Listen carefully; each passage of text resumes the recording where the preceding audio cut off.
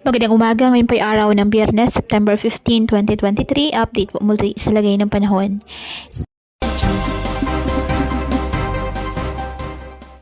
Isang low pressure area ang minomonitor pa rin ng Pag-asa sa loob po ng ating Philippine Area of Responsibility.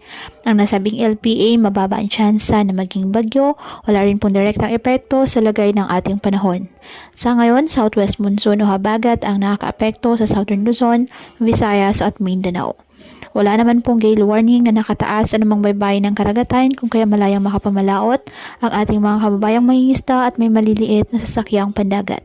Ngayong araw, dahil sa epekto ng habagat, asahan na maulap na halangitan na may kalat-kalat na pag-ulan at thunderstorms sa Metro Manila, Pangasinan, Zambales, Bataan, Calabarzon, Mimaropa, Bicol Region, Visayas, Zamboanga Peninsula, Northern Mindanao, Caraga at BRMM.